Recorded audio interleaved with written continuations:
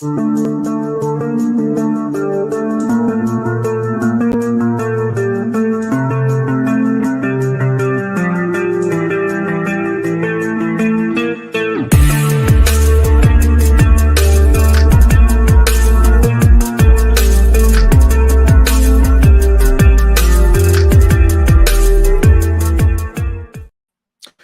afternoon, fight fans, ladies and gentlemen. Welcome back to the Deadlock Podcast. Myself and my co-host, Manpreet, coming to you to talk about all the entertaining and insane news going on in the MMA world today.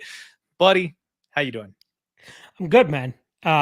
We had a quick little chat before we hopped on live here, and feeling the wares of life, but is what it is. As most people know, I have my wedding festivities coming up in 2 weeks, so crunch time is really of the nature, and had some car issues over the last couple of days as well. Oh, I'm out shopping and trying to get things set up for my car as well. So been grinding away. Just literally just finished tape on all the fights earlier today for this weekend. Managed to squeeze out my podcast before hopping on here. And really looking forward to that 1 week off in terms of not having to produce content, but I still got a wedding to deal with the week after. So we'll be busy nonetheless. I hear you, buddy. I was going to say, usually I come on and I'm all, unicorn rainbows and bubblegum, but I'm like, bro, I'm tired today. real talk. I am absolutely wiped. I'm looking forward to the break week that we've got coming up here from the busy MMA schedule. That's going to be nice, even though I'm sure by about 3 days in, I'm going to absolutely hate the break week because I'm going to miss my MMA and wish I had something to watch and bet on by then. But those first couple days where we don't have to do the tape study, we don't have to do the extra shows and all that stuff, that part's going to be nice. I'm looking forward to kicking my feet up just a little bit. I was pleading with the people in my live chat from my podcast stream to be like, hey, don't start no fights that off week. I mean, I know you guys love watching people punch each other in the face. Just keep it cool. Somebody in the comment section was like, I'm going to pile driver my neighbor. I can't wait to do that. I'm like, don't get charged. I mean, if you're going to do it, just don't get caught doing it. That's it. So just try to keep it cool. Try to, be a regular human being with a social life and treat the weekend as you would have if you weren't an MMA fan. We'll see how that goes for most people, though. I got a feeling most people are going to fail at that. We've got a very unique fan base here, us MMA people. Well, that's where regional shows can really take advantage, though, right? Is whenever there is a UFC off week, just go for it. You know what I mean? There are fans out there craving for that attention, craving for something to just, or a distraction, I should say. And they'll watch fucking, they'll watch a 600-pound dude take on, 2 women, pretty much. They'll watch anything as long as it has to do with combat. For sure. And honestly, man, I'm a little surprised. I looked at the schedule here coming up, and that break week from the UFC, nobody's filling that gap. There's no Bellator event. There's no PFL that week, and there's no nothing. Like, there is no MMA that weekend. It's absolutely insane to me that nobody would take advantage of the opportunity to be the only show on that weekend. Like Eagle FC's doing their show in 2 days? Why would they not have done it next week when they could have got way more viewership and they could have done it on a Saturday night? Makes no sense. Prime time spot. Everyone's used to sitting there for the UFC that night. Push it back 1 week. Take advantage of the open weekend. Eagle FC should have sniped that. Absolutely. And they have a fire card, like for, It's a really good card. It's a fire card for a non-UFC event. So you'll get the eyeballs. Junior Dos Santos in the main event, you'll get the eyeballs. But yeah, I'm sure they'll still do just as well on this Friday night just because it's MMA at the end of the day. But it would have been a great way for people to hammer out that off week for the UFC. I guess we just got to be normal human beings, Clint. I don't know how to do that. I'm very bad at being a normal human being, Luck. Exactly. All right, man. Kicking off the show. Thank you, everybody, joining us already. Do us a favor and hit the like button if you don't mind. First topic for tonight. We're coming in hot, Lock. Speaking of people that are not used to being normal people and not being cool on the weekends, Tony Kelley, both feet straight into the fire here on the Deadlock Podcast, man. Apparently getting slammed for some allegedly, I will, pull the Israel Adesanya here, allegedly racist comments in the corner of his fight while taking care of Andrea KGB Lee, who apparently has a type. What do you make of this whole situation, man? How do you feel about those comments? Does he deserve to be canceled? Love to hear your take on this one.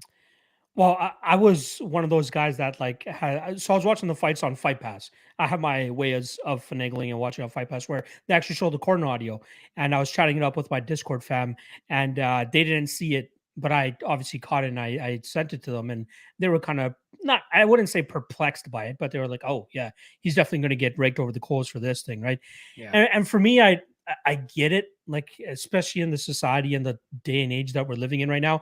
Any small, like, remember what Cody Durden said about Irichi Lang? Like, same thing, right? Like, it's not meant to sound or be racist per se, but it's just something that he just says to in the moment while you're cornering your significant other, and that Hmm. significant other just got eye gouged by her opponent, who so happens to be Brazilian. I Yeah. think if it was a anybody else, whether it was Canadian, whether it was Indian, whether it was, Portuguese, whoever it was, he would have said they are dirty. That's how they fight. They're dirty Canadians. They're dirty Brazilians. They're dirty whatever. It just so happened to be that they were Brazilian. And again, in this day and age, if you just read something without any context whatsoever, of course it can sound racist. But given the situation that he was in, I'm willing to give the dude a little bit of a pass here. It's in the heat of the moment. Your significant other just got fouled pretty egregiously, but there was no consequence from the referee in regards to it. And you're trying to fire up your fighter because your fighter seems to be rattled by what just happened. Hmm. And again, like, we're fighters at the end of the day, Clint. Like, or not us, but like, they're fighters at the end of the day. You know what I mean? We're not playing badminton. We're not, playing crochet or whatever the hell that shit is called. What I am I? th- Am I? I You think know you what it's called? crochet a blanket, buddy. Yeah, no. What's that sport called with the Cricket. no, the with the golf ball thing that looks like a sledgehammer, and it's a little ball. They have to put it through like little not holes, but like it's like they sometimes they play it. It's what the polo guy is wearing in that logo, and I that know thing the he's game playing. you're talking about, but I Right. I can't I'm remember talking for the about, life like, of me. princes and princesses playing these like soft games and all that. It's not that. It's fighting. It's fighting at the end of the day. So, like, I could see why people would get riled up about it, but I'm a very thick-skinned guy, and I just don't think that he deserves to get raked over the coals for it. It was a heat of the moment type of thing. I think people are overreacting to it. But I knew it was going to be big. That's why I told my Discord guys. I'm like, I know this is going to pop off. Somebody's going to croak it. Croak it. That's where he is. Shout out to my guy, Nigel Close D'Souza. to crochet. It's close enough. Whatever the fuck. You know what I mean? But yeah, I'll go with, yeah, I don't think he should be canceled. In the moment is what it is. You seem to be the more sensible, down to earth guy. So please lay it on me. What was your perspective in regards to this? Like I think the big tilting point is the swastika tattoo that he refuses to cover. I think that he's got a bit of a history, and because of that, they are ready to jump on board with this whole thing. Honestly, Sorry. Tony Kelley has a swastika tattoo.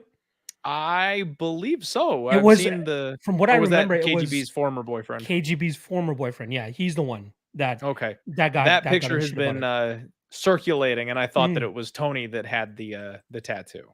No. Like, if he had that, then yeah, like, I would Okay. understand it a little bit more.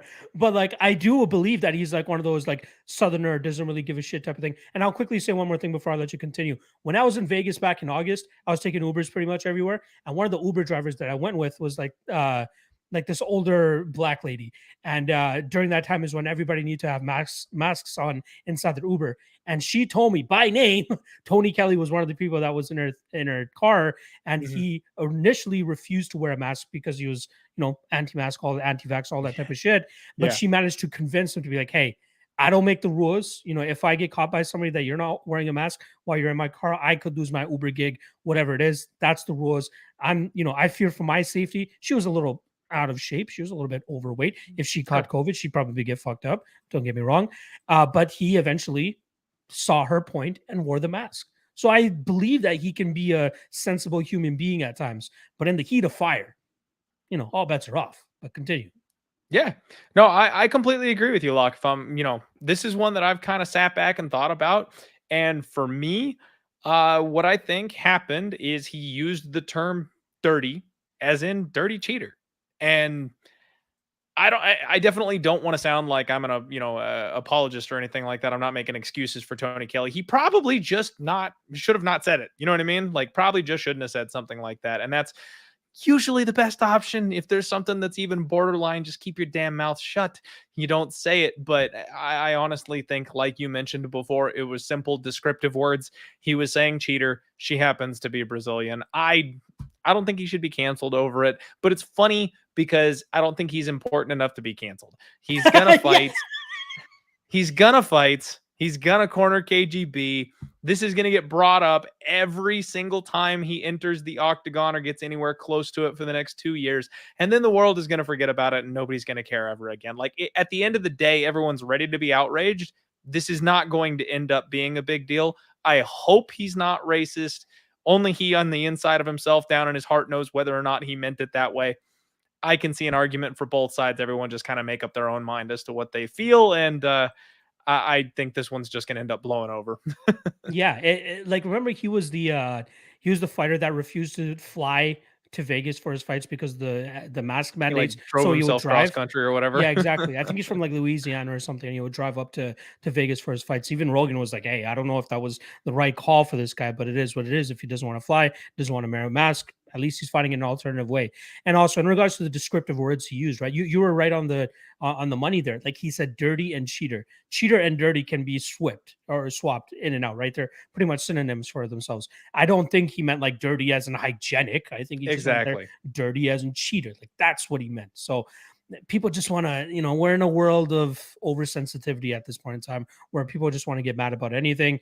I think this one was overblown. Obviously, we have to touch about it because I've been seeing Tony Kelley in avatars and pictures of other YouTube videos, and I'm like, what does this world come to? Like, we're talking about Yeah. Tony Kelley. Like, this is the most rub he's ever gonna get. So He might it's as well just go unfortunate. full heel at this point, Locke.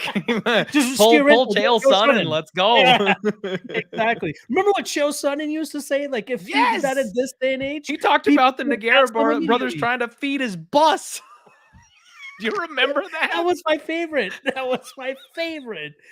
Chael Sonnen I would can't not be able to believe pop he off got this day away and with age. that shit. That was what 2000, like UFC 170 something, I believe, was when he fought Anderson Silva, and that was 2014. So we're talking about 8 years ago. That's how much times have changed in 8 years. Crazy, crazy, It's crazy, insane to crazy. me. Dude, my jaw hit the floor when he was like, we pulled up and the Nogueira brothers, they'd never seen a bus. They walked up to the front. They tried to feed. I was like, oh, He I was so cannot clever, believe man. whoever his writer is, Chael has Oh the man, absolute dude, I best think he did it all writing team. himself, man. I think he did it all himself. He seems like that kind of guy. He's like steering into the whole pro wrestling thing, right? Yeah. That's his kind of thing. And speaking of, like pro wrestling type of style, that's pro wrestling shit talk essentially. Calling somebody dirty and calling them a cheater. Like, I don't even want to watch pro wrestling how they insult people nowadays because I'm Locke, scared. the way it works though, the way it works is there is I want to make a graph. Like I want to make an actual like graph for people because it's like, have you seen that comedian skit on the crazy to hotness ratio for women? Where Oh like yeah, there's an acceptable range of crazy to hot ratio that makes them wife material. And first off, I have died laughing at that video for a long time. I'm sorry, it's hilarious. The alternative one for men is even funnier. It's shorter, but it's also hilarious. Um, this is the same exact situation when it comes to shit talking and or racist comments. There is a ratio because as soon as you take it to the point of ridiculousness, it's like watching Sharknado. When they stop taking themselves seriously and you go, oh, I see exactly what you're doing here, then it's all okay. It's all fair game because people out there won't be able to put two and two together and they'll get all super riled up about it. But everybody else just sits back and laughs because they understand that this is being done to be ridiculous. Tony Kelley's problem is he is too close to the coals, man. He is too close to being serious. He's on the wrong side of that graph. Kelley needs to pull a full Chael Sonnen, go heel, steer into it, make it ridiculous, own it. He's going to be the new talk of the town. And if he can win 2 or 3 fights in a row while talking all the shit that he can muster, he's going to just send his career on the right trajectory because of this slip of the tongue. absolutely. Like I love what you just brought up in regards to that because I do recall seeing that skit as well that you're talking about. I think even Barney Stinson from How I Met Your Mother did a similar kind of hot to crazy ratio graph as well. One more thing that I want to kind of touch on quickly quickly before we move on to the next topic. I read some crazy tweet that just riled me the hell up because of how oversensitive and just dumb it sounds. I'll read a quote for quote here. This is from some guy on Twitter. He goes, "White Americans got beat out of the sport of boxing so bad that they had to create a new fighting league, the UFC.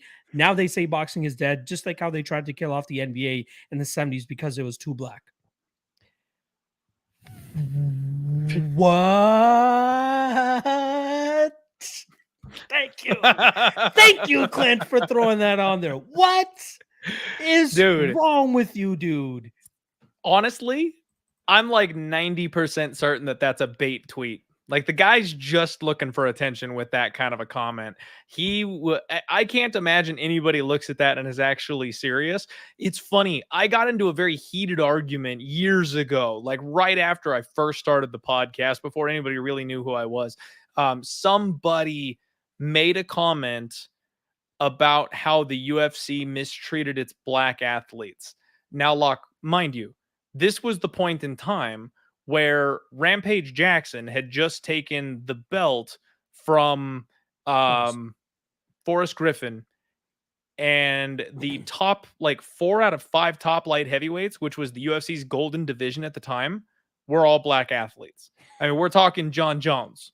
We're talking the rise of Sugar Rashad Evans. Like all of the big names in MMA at that time were black. And that's where I'm like, okay, so my thing, which of course, all listening to this right now need is the whitest man in the world talking to you about racism. But my whole perspective on this thing, if I can get myself in trouble here on the internet, is that racism is a very real thing and it's got a place. Let's not make it about racism if it's not actually about racism. That's it. Like, that's all that I ask, because I recognize that there is a massive race issue.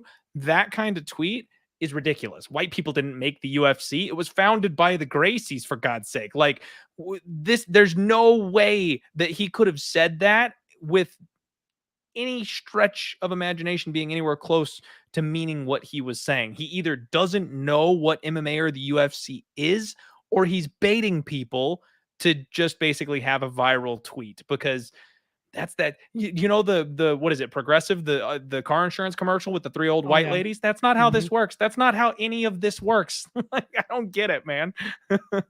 Yeah, no, that was absolutely crazy for me to read, and it got a lot of traction, obviously. But the guy seems serious to me. I mean, there's just some people that want to steer into it too much, always think that the world is against them. It's not like that. Trust me, it's not. As somebody that dealt with racism as well, especially after 9/11 myself. Oh, I'm sure. It's out there, but it's a problem. We got to know That's the time and place. It's a problem. It's a real issue. Yeah. And honestly, Locke, one of the reasons I love the sport of mixed martial arts is that, again, I'm not saying it doesn't exist, because it does, but I feel like this form of combat is one of the purest out there. This is one of the purest sports out there, because we don't give a fuck where you're from. Yeah. If you're the biggest badass on the planet and you knock your opponent out with a flying knee, no one's stopping you from getting to the title. Like, there's nothing. I know there's politics. I know it's still people, I know that, people duck other people, stuff like that. But those fighters that simply, put their try hard hat on, and they flip their hat around backwards, go in hard mode, and they just beat everybody in front of them, there's no stopping them. And look at right now, we've got all these African champions that are just absolutely reigning supreme, cleaning out their divisions. Like, I love it. I absolutely love it. I'm sure there are smaller scale issues with racism within, the community, within the organizations and things like that. But as a whole, the best part about MMA is it's about the art. It's about the mixed martial arts. It's about what you bring from your background. And we celebrate the art that you bring with you. I love that about our sport. So yeah, some crazy dude tweeting about it. Glad we're not saying his name, because I don't want to bring him any additional clout for something that stupid. Boxing is failing because it's corrupt at this point, and Jake Paul is your biggest star. There you go. And I'm glad that the UFC is steering into it by like really emphasizing like where the fighter's from, right? Like they really let like put the flags and stuff out there. The face paint. Yeah, the face paint, all that type of stuff, like on their shorts, on their jackets, on their I outfits, love all it. that type of stuff. So it's cool that they're doing that. I absolutely agree with you. All right, let's get away from like the That racial and was not political on the talk. docket, but you know, It was we not, but it was in line with the first one. It was in line, but it is what it is. All right, let's move on to the next one here. Charles Oliveira 2 weeks ago goes out there, reigns supreme over Justin Gaethje, defeating him via rear naked choke in a hellacious one-round battle. What a fight, especially after that snooze fest we got between Rose Namajunas and Carlos Parza before that. Glad that they were able to inject some life back into that arena. If I'm not mistaken, Clint, you were there as well, right? I I mean, was were there and you it was a damn well, good time. did you take a nap during that co-main event or what? You know what? Actually, Locke, I had maybe the best time I possibly could have during the co-main event because anybody on here that follows me on Twitter knows I was basically riffing every single joke I could come up with about that fight. So everybody else was booing consistently, but I was having a grand old time because I spent 25 minutes on Twitter cracking awful jokes about how bad that fight was. So I made my own entertainment actually. I love it. I love it. So, like I said, main event, Charles Oliveira gets that win, but day before he misses weight by half a pound. Apparently, there's all this hoopla about the test scale that they would use the day before. Apparently, it was off by like a pound or a pound and a half or something like that. A lot of fighters dealt with that. Unfortunately, the one that ended up missing weight was Charles Oliveira. Was not able to cut that extra half pound, and I don't blame him. Right, when you've already cut so much. And now you gotta, you go out there thinking that you're gonna make weight. You don't make weight. Then you gotta go out there and sweat for another hour, 50 minutes, whatever it is, and still not make weight. Not a good look for him. Obviously, he gets stripped, but still wins. So now the title is pretty much vacant. Never happened in the UFC before where a fighter has actually lost the title on the scale. The last one that actually comes to mind in terms of major MMA organizations, a fighter losing their title because of a weight miss, was actually Brandon Halsey back in 2015 for Bellator. Bellator 137. He was scheduled to fight UFC veteran Kendall Grove for the title. Misses weight significantly as well. I don't recall the exact number, but I think he missed it pretty bad there. You know what? I actually have it pulled up right here. Let me just see what it was. He weighed in at 188 for a 185-pound belt. So not a good look. He wins that night against Kendall Grove, but the title is obviously vacant. He goes on to fight Rafael Carvalho for the title, ends up losing. But Charles Oliveira, luckily for him, he gets the win here, and he has pretty much asserted himself as getting another title shot to get back what's pretty much his. So we'll talk about the first issue, which is him getting stripped of the title. It seems like everybody's pretty pissed off about it. Seems like it comes down to the UFC and their regulations in terms of what classifies a champion. Because this is not a commission issue. This is the UFC saying you missed weight, you're not the champion anymore. Now, I get giving him some leeway, especially with all the weight, the scale issue and people fiddling with that and making it difficult for a lot of fighters. But it also sets a precedent that if any champion in the future misses weight again, he could finagle his way to being like, I should still have the title because so and so, right? You Yep. want that hard, cold line of you missed weight, you are no longer the champion. I don't care the reason. I don't care if somebody fucked up the sauna the night before and you couldn't cut the weight. Go run, whatever it is, like things like that. So I completely understand where the UFC is coming from, and I'm fine with their decision. Although nobody's a fan of it, I'm fine with their decision. How about you? What is your take initially on the weight miss and the stripping? So I'll be honest with you, Locke. I didn't really think of it from that angle before. So I'll answer your question directly. Initially, I thought the whole situation was kind of dumb. If he misses weight and they strip him per the rules, I think that makes perfect sense. However, once it came to light that there may have been some tampering with the scales, and you've got multiple fighters endorsing the fact that the scales were not on correctly and they had to cut additional weight in order to compensate for that fact. If you're the UFC, we're talking about the organization that invented a damn belt so that two guys that are completely irrelevant in the division had something to fight over. Like, you can put your belt back on your champ who essentially did nothing wrong, especially when they go out there and they earn performance of the night bonuses by knocking out one of the most insane highest level athletes we've ever seen in spectacular fashion, choking him out in the first round. Like, there's no reason not to reward your champion in that situation. Remember a minute ago when I was talking about those guys that go out there and slash through everybody in their way and they will not be denied? Charles Oliveira is exactly that guy. Like, if you're going to hang your hat on a champion, this guy has earned it. I think you should put your belt back on your champion and say, you know what? That was not entirely your fault. There was some miscellaneous circumstances out there. So we are going to allow you to continue being our champion. But after you talked, I think you've got a valid point. This is a standard setting for the future because when you go back, nobody's going to understand circumstances. Nobody's going to Yeah. remember the scale issues. Nobody's going to remember any of these tiny little details. They're going to go, you know what? He missed weight and Dana put the belt back on him. Why don't you do that for me? So I kind of get it. I think that it makes sense for them to go ahead and hold hard and fast here. And let's be honest, the next big fight is probably going to be Charles Oliveira versus Islam Makhachev. It's for the belt anyway, regardless of whether or not Charles has it around his waist. One of those guys is getting it at the end of that fight. So I really don't think it steers the division any different direction. Like Dana White said in the interview afterwards, we all still know Charles is the guy. I think the most that the UFC can do for Charles is pay him as if he is the champion. Because we know that there is a Correct. difference between championship pay and regular fighter pay. He's He better technically get his considered pay-per-view a regular points. fighter now, but he should get his pay-per-view points and he should get his fighter pay, which would, 250,000, 500,000, whatever the fuck it is.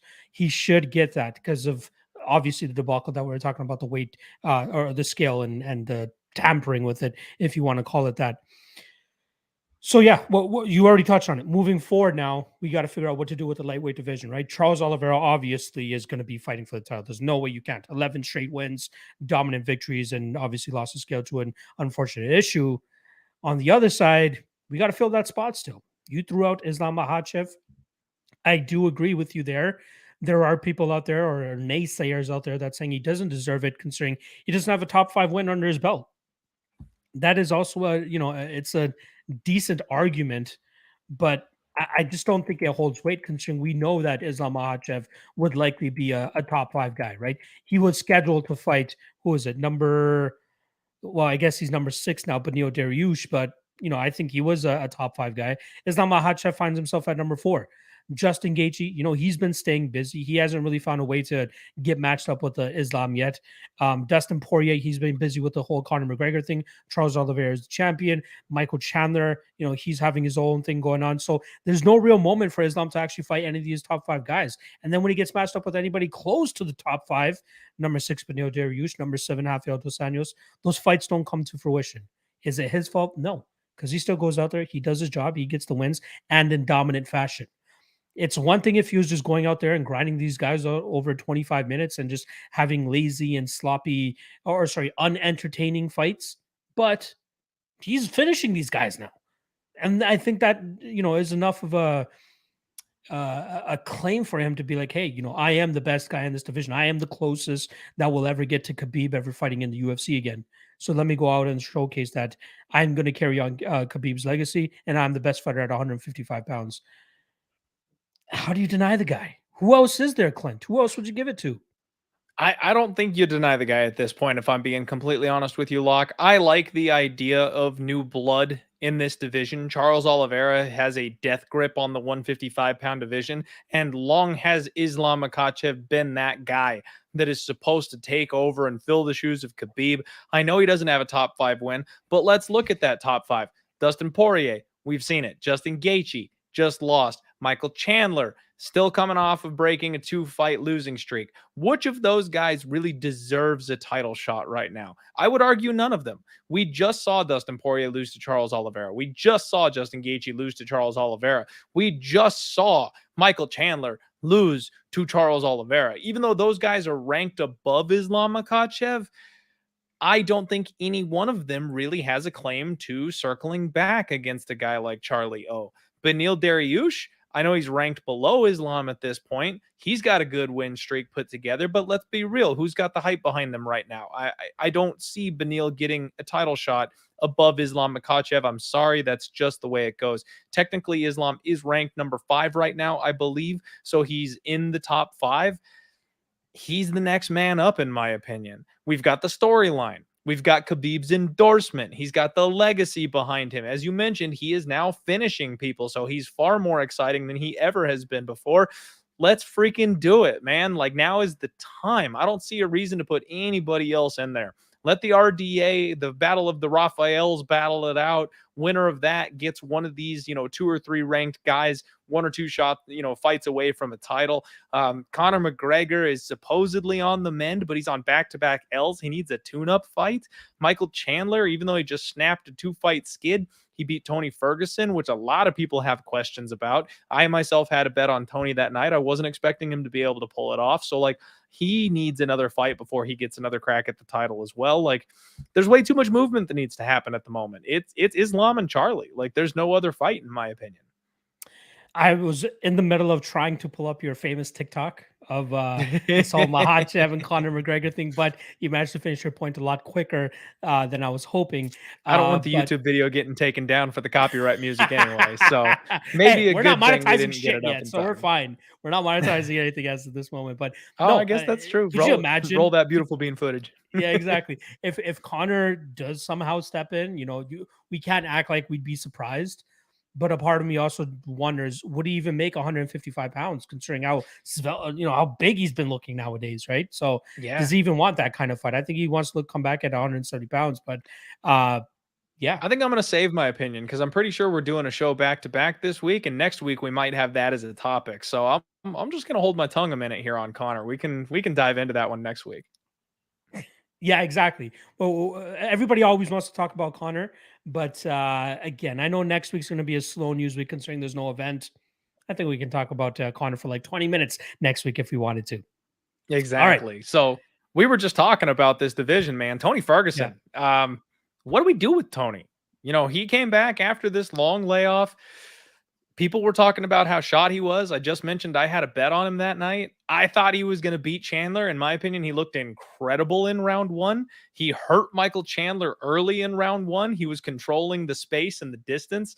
Really good early striking success. And then when he got taken down, he had one little cut opened up on him, but he primarily kept himself safe underneath Chandler. And round 2 starts back up on the feet. I was ready to cash an over and an underdog ticket. And then the front kick from hell. That's one of those shots that it completely turns the narrative on its head. If that front kick doesn't happen, I felt like Tony was pretty much going to cruise and outpace Chandler for the next 2 rounds. That completely flips it. Now we're talking about Tony being shot again. Now we're talking about a guy that's coming off a long layoff and just got KO'd. He's out there battling, beefing with Daniel Cormier. He's talking about how now he needs to get back to being coached because he's been doing this thing on his own for all these years, and he needs to get back to learning and be in a team environment again.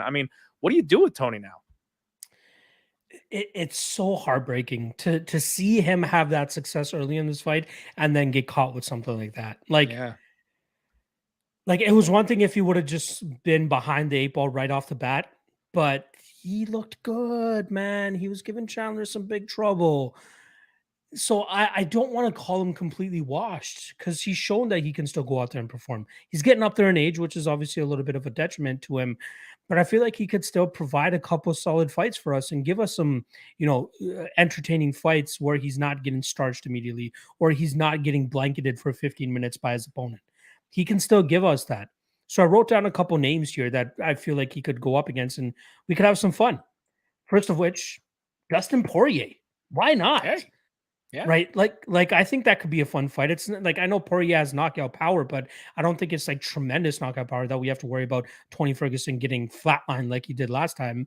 And Poirier will likely be the better boxer. He could have similar to success what Justin Gaethje had against Tony Ferguson. But we know Ferguson, man. Once he puts that pace and pressure on you, he couldn't find a way to break you. And if he's able to get on Poirier's back, we know Poirier doesn't really like rear naked chokes. That seems to be a classic move of Tony Ferguson as well. Another spot, maybe the winner of Cowboy versus Joe Lozon. I know we saw the Cowboy match before, but if you remember, it ended because of Cowboy's eye blowing up after he blew his nose after he broke his orbital, if I'm not mistaken. So we got a kind of an anticlimactic ending to that fight. Might as well put that rematch together. And even if Joe Lozon wins, who wouldn't want to see Joe Lozon against Tony Ferguson, especially at this point in their career, right? That's going to be a banger. Why not? And then the last name, just talked about him, Mr. Conor McGregor. Why not? You know, I mean, Connor needs a not calling Tony's Ferguson a softball by any means, but Connor needs a winnable fight. I feel like he'd be the favorite if they were to be matched up with each other. Ferguson will still kind of remain relevant by fighting a top name. I don't mind it.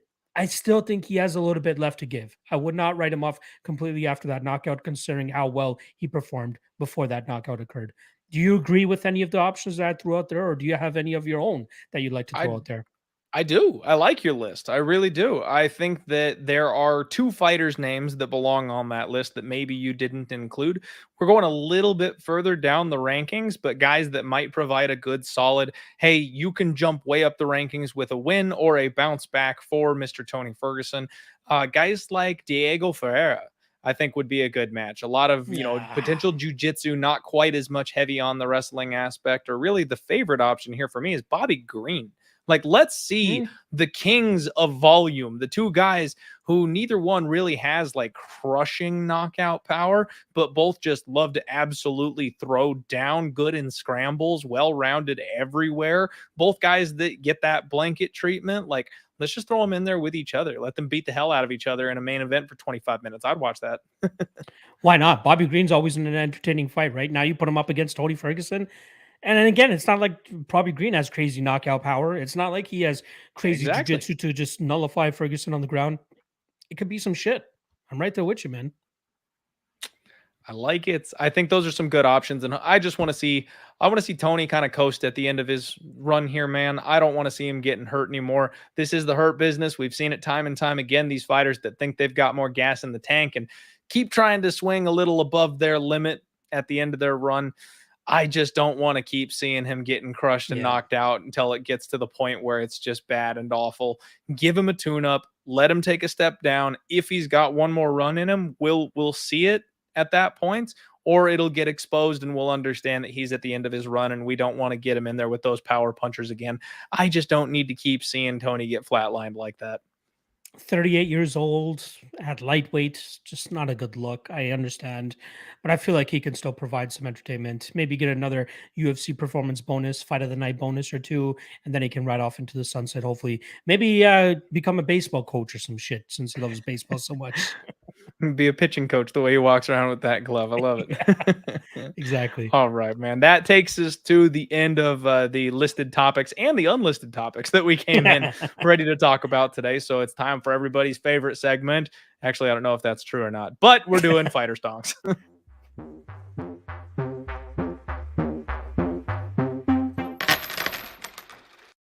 As you all, I'm sure, know by now, we have partnered up with Prediction Strike, and we are using them for our Fighter Stonks. Locke and I are running a contest with one another, seeing who's got the most profit buying and selling shares of MMA fighters. If you sign up with Prediction Strike, they are a living stock market. They've got all the other sports, not just MMA, so you can invest in athletes and buy low, try and cash out once that value raises up. And what we've got here is my particular stable worth of fighters at the moment. And things are a little hairy. Some up, some down. There's lots of red down here at the bottom of this list. I made a couple bad moves. Chaos Williams dropped that last fight that I really thought he was probably going to get done. But I did pick up guys like Andre Fiallo. So got a couple good moves, got a couple bad moves. Nothing really too exciting at this point. Honestly, man, one that I see it's tough because you've got guys like Jan, who's sitting up here at $5.70, somebody who I would love to have a piece of, but realistically, he's probably not going to go much higher than that. So we got to worry about whether or not there's any value at that $5 price tag. He's 38 years old. I don't think that that is a good option whatsoever.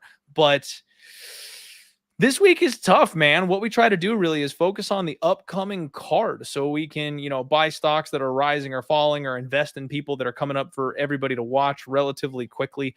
I don't like a lot this week, if I'm being completely honest. I think this is a very, very sketchy card. And I think the only one that I want a piece of is our guy Tatsuro Tiara here, who made his UFC Damn. debut, made his presence known, and I was very impressed by what I saw from Tetsuro Tiara. His grappling skills were off the charts. He's a super young kid, so I think he's going to be going nothing but up. Hopefully, they give him a couple of decent matchups here, and we can see this price tag rise. I will be buying one stock of Tetsuro Tiara, and that's the only move I've got for you guys today. I think I'm going to just kind of let everything else slide. I know none of these, there's a bunch of fighters on the upcoming card, but personally, I don't know that I have interest in many of them at this point. Like, even if they're going to get a win, I don't know if I want to do the whole pump and dump thing.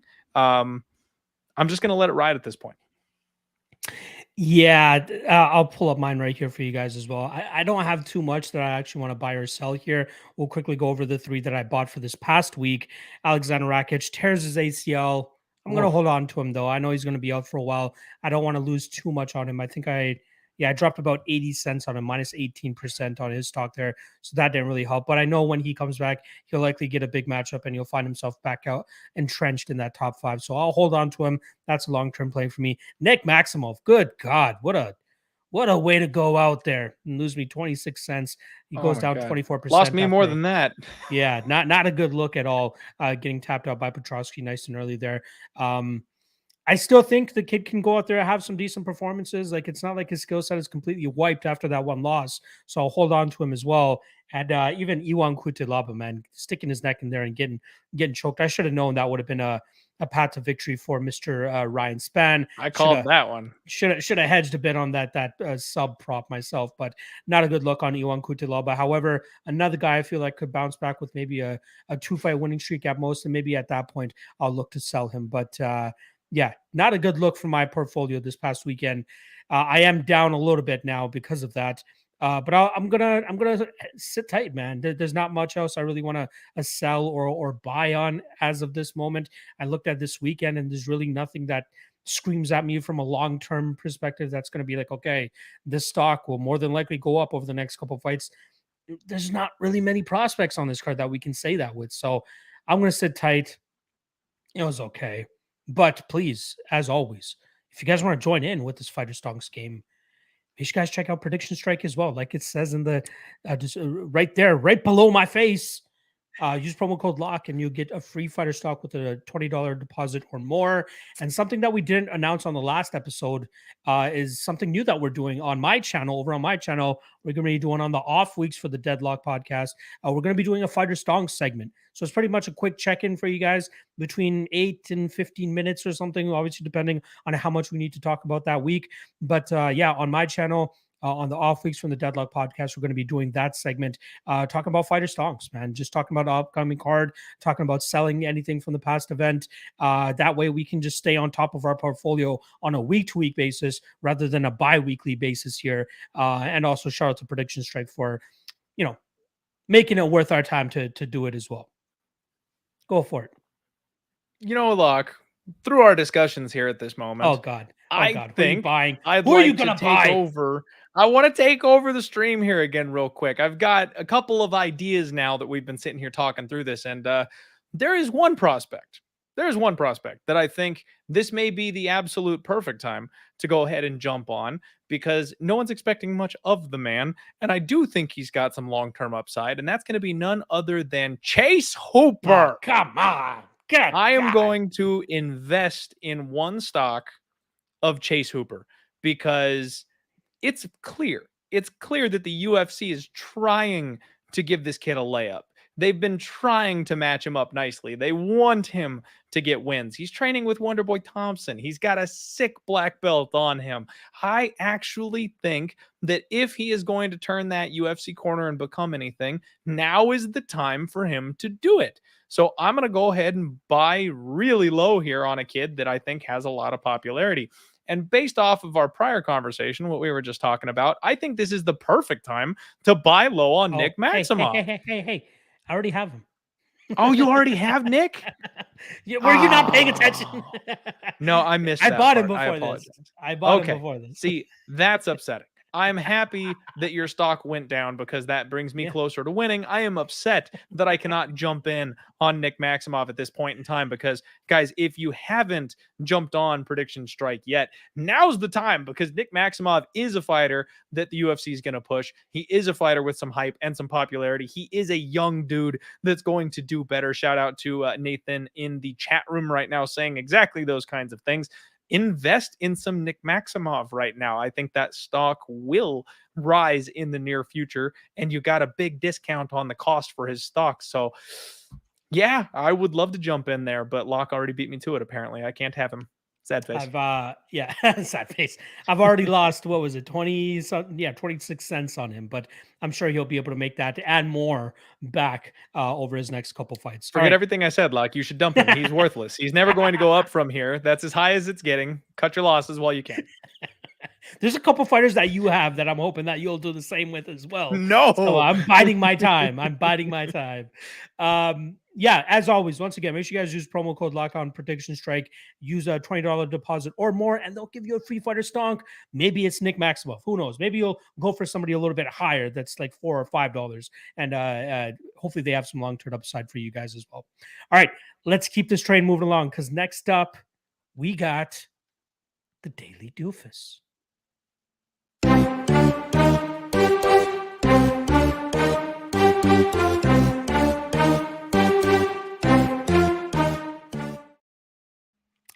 All right, so the Daily Doofus is obviously the segment where we go over somebody who had a blunder recently or has just not really represented themselves to the best of their abilities. Now, for this week's Daily Doofus, I'm actually going to stretch outside of the MMA realm and go to the boxing realm. I'm going to go with Floyd Mayweather for having another pointless, useless, and money-grabbing exhibition matchup. But this time, Clint, it's on a helipad in Abu Dhabi. Nice. So, yeah, he's having some exhibition match against former training partner Don Moore on May 21st in Abu Dhabi. It's going to be on Fight TV in case you guys are interested in checking it out. And it looks like Anderson Silva will also be on the card. But it seems like the bout is still unclear as of this moment. But my Daily Doofus has got to be Floyd Mayweather. Come on, dog. Stop ruining your legacy. Like, we don't need to see this type of stuff. Like the Logan Paul matchup. Like, I honestly totally forgot that matchup even happened until I started looking for my Daily Doofus this week. I'm like, oh, Floyd, you're doing a helipad fight. That's great. Who wants to see that? Who's going to pay money to watch you fight somebody way past your prime who you'll still likely go out there and beat up? Because you're for sure not putting yourself in a situation where you're going to get beat. Never. So what are we watching for? Why do we need to watch this? Why do we need to pay a pay-per-view price tag to watch you fight? Oh my God, you're doing it on a helipad. Is that why? I can watch fucking Fast and the Furious and see that shit for free on Netflix. And we'll get better entertainment that we're going to be getting on that fight. Makes no sense to me, Clint. Floyd Mayweather is my Daily Doofus this week because of just these bad money grabs. That's all it is. What about you? What do you got? Paid Clint? though, Locke. I don't. Legacy or money? Like, he has all the money in the world, if I'm not mistaken. I don't know. And now Have you're going to his destroy spending habits? True. Maybe he's in a rut with his finances. Then I get it from that angle. But from a legacy perspective, good God, this is just horrible. Horrible. What do you got? It's pretty bad. Honestly, Locke, there's a lot of different options. And we've already talked about a couple of different people that could be very easily considered for the Daily Doofus Award. I'm actually going to go back to the guy we were just talking about. I'm going to make Nick Maximov my Daily Doofus for this week, man. And that's because, man, you come in and you shit the bed as like a minus 400 favorite. I personally had a parlay with him in that ticket. That cost me a gigantic chunk. We all know how slick Andre Petrowski's jiu-jitsu is. We all know how dangerous this guy is on a full gas tank early in the fight.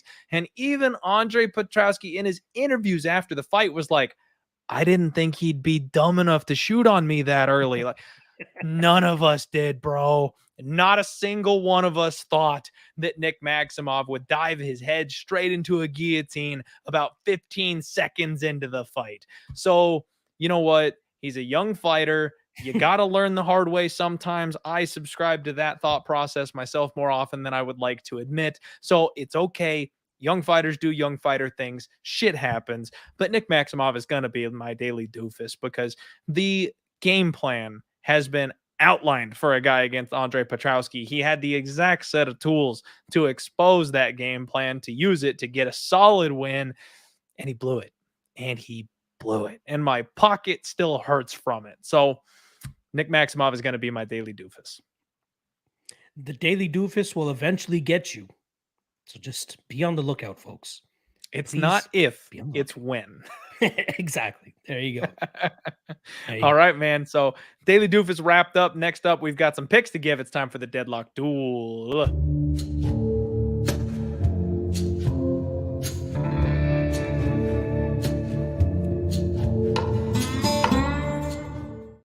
All right. So for this segment, the stakes are high. Locke and I make picks weekly, and we pick the main event as well as one other fight of our choice on the main card. You get points, 1 point for a favorite, 2 points for an underdog, 3 points for a very large underdog, I believe plus 300 or more is the cutoff point for that one.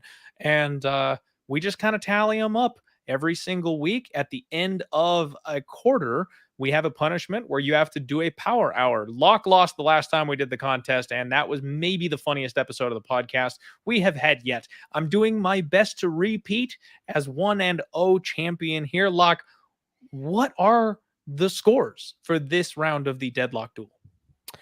So we'll do a quick recap. The last two events, I had Justin Gaethje, Rose Namajunas, Oven St. Preux, Alexander Rakic, and Katlyn Chookagian, who got me a blistering 2 points. Very nice. Because what was that? 1, 2, 3. 3 of them lost, and then the 2 that won were favorites, so only got 2 points there. And then on the flip side for Clint, Gaethje and Namajunas, so obviously that gets canceled out. He had Tony Ferguson, who got front kicked into orbit, but that would have been a great 4-point cash, or 3-point cash, I should say, for Clint if he had won. And then he had Blachowicz and Davy Grant. So a torn meniscus gives Clint an extra 2 points in the main event there. Big so swing for us there.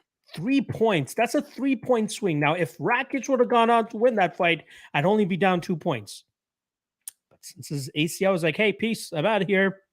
I'm now down 5 points because Clint is up 10-5, folks. He's doubling me up right now. But we got until the end of June for me to turn this thing around. So I believe that's feels good. What, 1, 2, 3, 4, 5 more events to go. And I got some ground to make up. Feels good. Feels good. For you, yeah, I'm sure. Oh, yeah. It feels good for the fans, too. They know how fun you are drinking. My liver. All right. So this week, now we might as well go ahead and announce it at this point. Locke has some wedding festivities coming up, like we mentioned before. So rather than doing our every other week format that we tend to do, next week, we're going to do another show of the Deadlock Podcast. You're actually going to get a weekly episode here coming up. So because of that, rather than picking 2 events in a row, this show, we're just going to pick this up and coming event, because next week we will again have another show and talk about the next couple of fight cards on that one. So we've got Holly Holm taking on Ketlen Vieira, and unless I'm mistaken, Locke, you have the honors of going first this time around. So make your picks, my friend. Who are you taking in the main event? I would love to take Ketlen Vieira and possibly cash 3 points, but Holly Holm going to do Holly Holm things this weekend, in my opinion. I think she picks up the win here. I think she does her stick and move as best as she does. I know she's in a slightly smaller cage than she was when she fought Irene Aldana back on Fight Island, but I don't think she needs that much room to navigate around Ketlen Vieira, who really, thrives on opponents that are willing to exchange with her in the pocket. Holly Holm ain't going to do any of that. So give me some Holly Holm. That should hopefully net me 1 point there. And then I will obviously have to go for an underdog on the rest of the main card. And it was between 2. I'm going to go with the one that will net me more points. It's a little riskier, but I need to close the gap here with my guy Clint. So I'm going to go with Dushko Todorovic. I think Ooh. that he stays away from the big power of Chidi Njokuani by wrapping him up against the cage, uses his cage work and his cage clinch, not to mention his grappling prowess to nullify the power of Chidi Njokuani. I think the market is just way too wide on Chidi Njokuani after that 13-second or 16-second knockout that he had over Marc-Andre Barrios. Yeah, I think that this is just a market overreaction. Dushko used to be the guy that was heavy chalk against opponents. Now, 2 losses later, people are kind of just throwing him to the side. So I'm going to hopefully he closes as a plus 200 or more underdog, which would net me 3 points for this. We'll decide once it actually shows up the odds in front of on the screen during the broadcast. If it's plus 200 or more and he wins, that's 3 points for me. But yeah, I gotta take some chances, Clint. I gotta take some chances. I was either going to choose Santiago Ponzinibbio or Dushko Todorovic, but I need more points, so I'm going with Dushko. Let's go. Okay. Honestly, Locke, I like the pick, if I'm being completely honest. I do kind of like him as a live dog. I agree with you. I think the market is a little high on Chidi, considering he stepped in and got one flash knockout.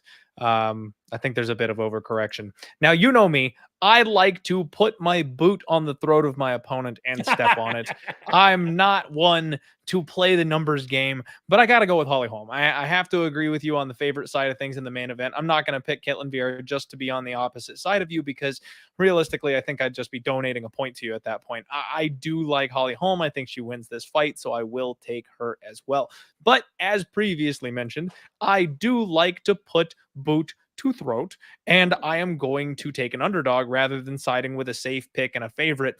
And I'm going to roll the dice a little bit here, Locke. Rather than taking somebody, stable, somebody that's trustworthy, I'm going to make it a little risky for myself. I'm going to have some fun since I got a little cushion here on this event. I'll be taking none other than Polyana Viana as my underdog here on the main card to upset Baby Shark Tabitha Ricci. She's taller, she's longer, she's faster, she's got twice as much experience. Why is this girl the underdog? Lock, round 1 armbar incoming, Polyana Viana. Let's go. Are we discrediting the black belt from Tabitha Ricci as well? What's going on? No, we're not discrediting it, but she gets armbarred all the damn time for a black belt. Like, if you've seen some of her fight tape, she got armbarred in a couple of grappling contests. She does give up mad space when she's in top position, so like people are worried, thinking she's going to come out and be able to have a wrestling advantage here unless she's patched up some serious holes. I think that she's going to leave way too much room for someone like Polyana Viana to work from bottom position, opening 2 reversals. And of course, we know women's MMA, the armbar from guard is just a thing that seems to still happen in the year of our Lord 2022. So, like I said, having a little fun, rolling the dice. Could have gone a different route. I'll take the dog. Let's go Polyana Viana. Do you have an actual bet on her or no? I don't yet. Okay. The problem for me on this one, Lock, is that I missed the boat. So this line opened up at a ridiculous plus 170. Like Polyana Viana, like I said, this line is backwards. Polyana Viana should have been respectfully opened up the favorite. Tabitha Ricci has 1 fight in the UFC, short notice, debut. I mean, don't get me wrong. She looks like she's got the goods. She's okay. But she's got 7 professional fights. She just does not have that much experience. She's at a height and a reach disadvantage. And the way she football tackles people for her wrestling, there's so much room for scrambles, and she's got a large chance to end up on bottom of a larger woman with more experience, who's been in the UFC longer, who is battle tested. I just don't understand the disrespect for Polyana Viana. Don't get me wrong, she's not the greatest fighter I've ever seen, but I think someone stepping in with the limited experience of Tabitha Ricci being the favorite now, and people rushing to the window to bet on her as the favorite, just doesn't make sense to me.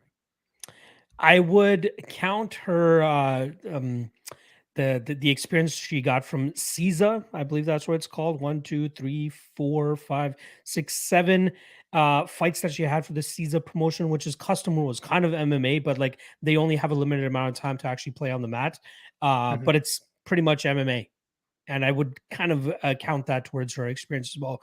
Personally, I think she'll be able to stay out of the submissions. I don't have a bet on Ricci. I'm not trying to make a case for Ricci at all, but I'm just very intrigued by the amount of people that I respect that are on the Polyana Viana side with conviction as well. So interested to see how that fight plays out. And I'm hoping that she ends up losing, so I'm not down, even more points on this challenge. So we'll see Like I how that said, man, goes. I missed the boat. I would bet Pollyanna Viana if I had gotten in on that plus 150, plus 140, plus 130. But like now that the line is set to flip and she's even money or plus 105, like I missed the boat. I missed the boat. As a guy that claims to be a gambler, I've got a podcast talking about betting. Like all the value has been beaten out of this line, Yeah.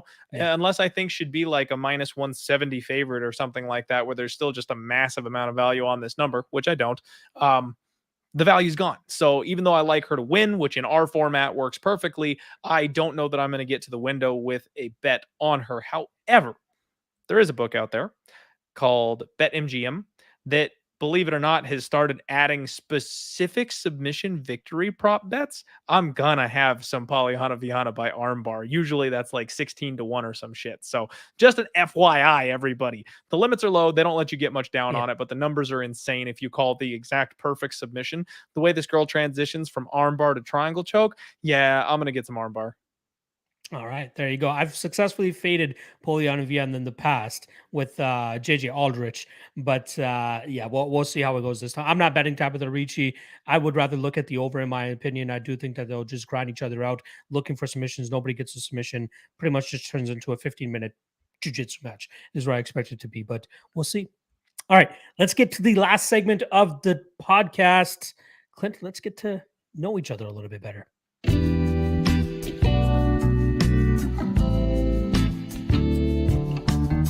Let's get deep.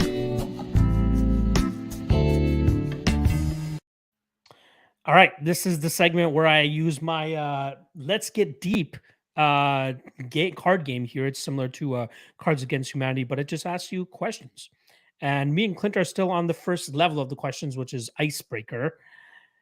And I am already pulling up a couple questions that I've already asked him, so I want to make sure I get one that I have not asked him yet. That will actually give us some good answers as well. Here we go. What music or song reminds you of your childhood? Ooh, that is a good one. So what I would say, the music that really reminds me most of my childhood is probably anything by the Beach Boys. I was raised Hmm. on oldies music 24/7. So like 70s and 80s music. I didn't listen to anything 90s, definitely nothing newer. Growing up, my parents were all about the 70s and 80s music and the Beach Boys very specifically. Actually, the first concert I went to was the Beach Boys, which I was literally just having a conversation with my wife about this over the weekend.